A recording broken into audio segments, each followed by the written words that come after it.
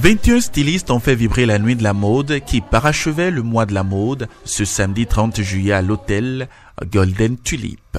La mode béninoise d'hier aujourd'hui, telle était la thématique de cette soirée où les 24 mannequins qui ont défilé sur le thé, vêtus de tenues splendides créées par ces génies béninois, sachant de la mode, curieux, personnalités de divers horizons, ont marqué de leur présence cet événement riche en couleurs.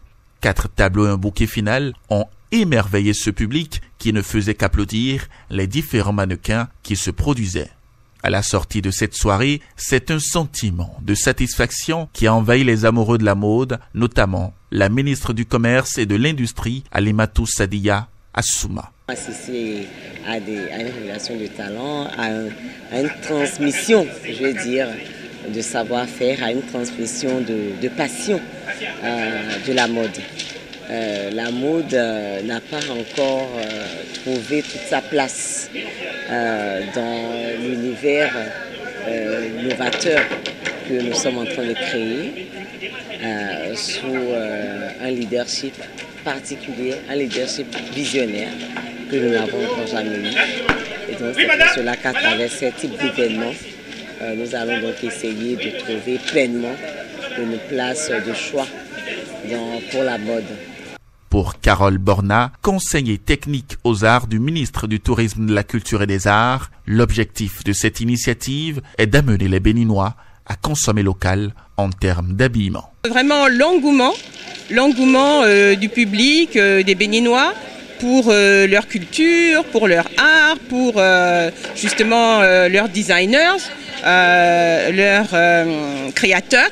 Et nous espérons qu'ils ont pu voir vraiment le génie de tous ces stylistes, de tous ces modélistes, et que les modèles leur ont plu, qu'ils iront dans les magasins les acheter, parce qu'en fait c'est le but. Le but, c'est vraiment de montrer le savoir-faire et le talent de nos créateurs, et de faire en sorte que les Béninois soient fiers, soient contents, se sentent à l'aise dans les tenues créées par des Béninois. C'était un show vraiment magnifique. Je félicite tout le secteur de la mode, tout ce secteur qui est large puisqu'il comprend les stylistes, les modélistes, les mannequins, les maquilleurs, les coiffeurs. C'est un secteur qui est très grand.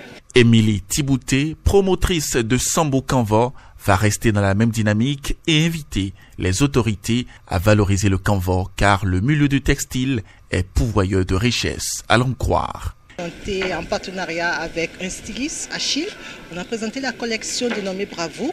C'était uniquement du pain tissé destiné aux héros de notre nation et particulièrement à la marine. Vous avez dû voir les tenues en blanc et puis en bleu marine pour rendre hommage à cette force-là et dire que nos pains tissés peuvent s'utiliser partout. Partout, que ce soit des tenues de ville, que ce soit des tenues pour l'armée. Et donc c'est aussi un appel au gouvernement en disant que bon, les tenues militaires, eh bien, on peut les faire ici et ce faisant créant de l'emploi. Donc c'est toute une chaîne de valeur. C'est du pain tissé, c'est fabriqué par des tisserands et donc on a toute la chaîne de valeur. Et vous n'êtes pas sans savoir que l'industrie de la mode sur le plan mondial, ça fait 31 milliards de dollars. Donc c'est création de richesses. Et au Bénin, dans nos différentes communes, sur les 77, le tissage existe dans 62 communes, montrant toute la main-d'œuvre qui est là. Et donc, si cela est promu, ça va permettre justement de créer de la richesse localement, donc d'élargir l'assiette fiscale au niveau de nos différentes communes et de renforcer la décentralisation. Il faut noter que l'artiste Charlie Charlot a ponctué cette célébration de sa touche à travers une belle prestation.